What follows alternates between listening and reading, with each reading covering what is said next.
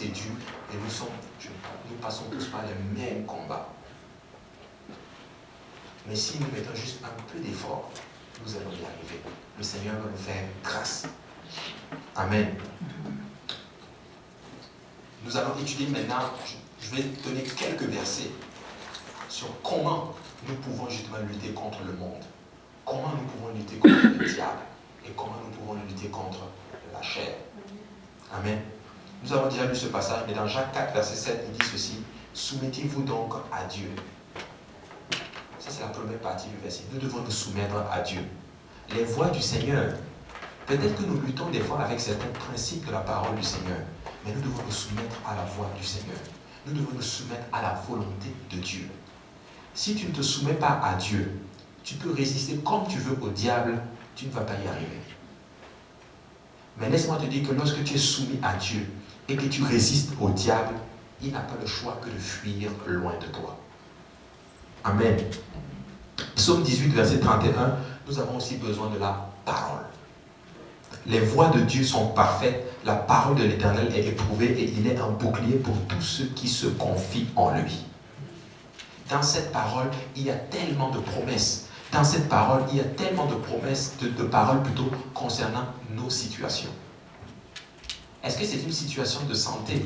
C'est écrit que c'est par ces meurtrissures que nous sommes guéris. C'est écrit. Est-ce que c'est même un problème financier? C'est écrit, venez acheter vous qui n'avez pas. Nous pouvons voir ce verset peut-être d'une façon spirituelle, mais moi je peux l'appliquer aussi d'une façon réelle.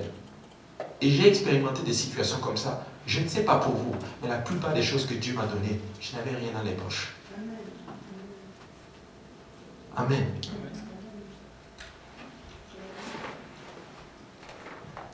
Troisième point que nous devons étudier, c'est la maison du Seigneur.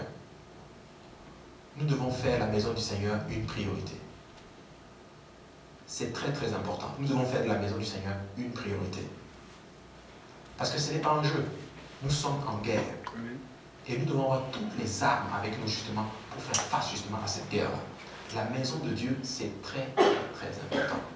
Laissez-moi vous dire que, en fait, plus tu fréquentes une chose, en fait, j'ai écouté une prédication qui parlait en fait des choses valeureuses. Plus le temps que tu vas dans la maison du Seigneur, ça représente la valeur que tu as, que la maison du Seigneur représente pour toi. Est-ce que ça fait du sens? Oui. Il y a des gens qui vont aller à l'école pendant plusieurs années de leur vie. Et je ne suis pas contre ça, c'est bon. Allez-y si vous voulez. Si vous avez l'occasion vraiment d'étudier, faites-le, c'est très bien. Mais vous y allez parce que ça représente beaucoup pour vous. Ça a de la valeur pour vous. En d'autres termes, c'est pareil aussi avec la maison du Seigneur.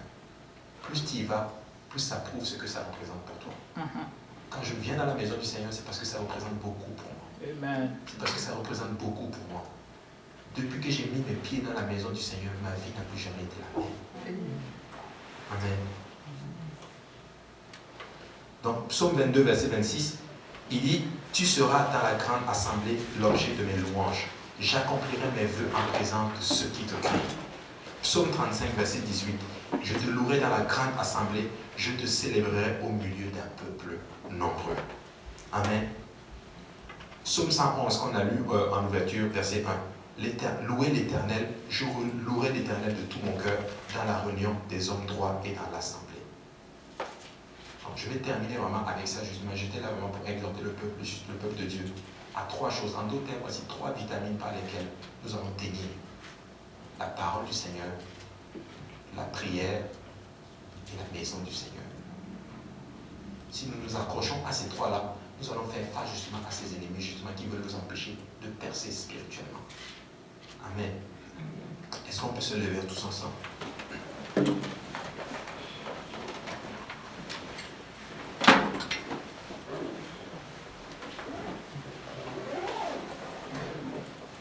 Je sais que ce n'est pas évident la marche avec le Seigneur. Mais vous savez quoi? Si vous êtes là, et le pasteur justement nous expliquait, justement nous exhortait là-dessus, il disait, si vous êtes dans la maison du Seigneur, c'est parce que le Seigneur a posé son regard sur vous et il vous a choisi. La parole déclare que nous sommes dans la fin des temps. Et quand vous prenez un match, les meilleurs joueurs, on les met toujours à la fin. laissez-moi vous dire que si vous êtes là, c'est parce que vous êtes les meilleurs. Si vous êtes là, c'est parce que vous êtes les meilleurs. Et regardez, en derrière de vous, il y a des âmes que le Seigneur veut atteindre. Amen. Mais pour cela, il va falloir que nous soyons d'abord préparés. Il va falloir que nous soyons spirituellement, que nous connaissons toutes les facettes de l'ennemi, toutes les facettes qui peuvent empêcher une personne d'avancer spirituellement. Nous devons les connaître, nous devons les vaincre pour ensemble pouvoir aider aussi d'autres personnes. Amen. Si on peut s'approcher, on va prier. Les hommes à droite, les dames à gauche. Les dames là, les hommes là, les dames là. Je sais pas.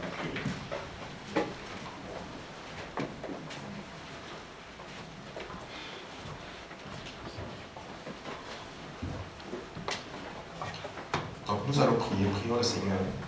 Éternel Dieu de gloire, nous te bénissons Seigneur, nous te remercions encore pour ton esprit que nous avons ressenti en ces lieux, Père éternel. Papa, je viens devant toi Seigneur pour te prier, Papa, pour moi, pour mes frères et sœurs Seigneur. Nous prions que tu nous aides, Papa, à vaincre, Papa, toutes ces ennemis, toutes ces choses qui voudraient nous empêcher, Seigneur, d'avancer, de percer spirituellement, Papa, dans ta maison, Seigneur Jésus-Christ. Nous savons, Seigneur, Papa, que tu nous as choisis comme pour un temps comme celui-ci, Seigneur Jésus-Christ, pour impacter, Seigneur, Papa, cette partie de la ville, Seigneur, Papa, pour impacter, Seigneur, Papa, le Québec, Seigneur Jésus-Christ. Papa, nous sommes des ouvriers inutiles, Seigneur, mais nous savons, Père éternel, que tu utilises, Papa, des ouvriers inutiles. Tu utilises, Papa, des vases imparfaits, Seigneur Jésus-Christ. Élève-toi, Dieu de gloire, Seigneur, Papa, et confonds l'ennemi de nos âmes, Seigneur. Élève-toi, Seigneur Jésus-Christ, et abat les traits enflammés de l'ennemi, Seigneur. Je viens te prier, Papa, pour mon frère et ma soeur, Seigneur Jésus-Christ. Toi qui sondes les cœurs et les reins, Seigneur, et qui connais, Papa, les besoins de chacun de nous, Seigneur, Papa. Élève-toi, Seigneur, Papa, et combat pour ton fils et combat pour ta fille, Seigneur. Peu importe les situations par lesquelles nous faisons face, Seigneur, nous voulons te servir, Seigneur Jésus-Christ. Et nous savons, Papa, que tu es le Père par excellence, Seigneur. Tu es le Père, Seigneur Jésus-Christ, qui s'occupe de ses enfants, Seigneur Jésus-Christ. Papa, élève-toi encore et que tes ennemis se dispersent, Seigneur. Papa, élève-toi, Seigneur, Papa, et que toute situation dans nos vies soit un sujet de gloire pour ton nom, Seigneur. Papa, élève-toi et confonds l'ennemi de nos âmes, Seigneur Jésus-Christ. Élève-toi, Seigneur, et amène-nous, Seigneur, dans cette dimension, Papa, de la prière à laquelle tu veux que nous y allions, Seigneur.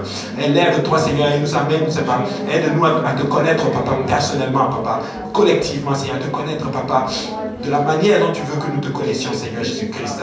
Je t'en supplie, fais-le encore pour la gloire de ton nom, Seigneur. Restaure chacun de nous encore, Seigneur Jésus-Christ. Permets que nous revenions encore ici, Papa, chargé de ton esprit éternel, élève-toi encore pour la gloire de ton nom, Seigneur, au nom de Jésus-Christ. Nous te prions au nom de Jésus-Christ. Alléluia. Au nom de Jésus.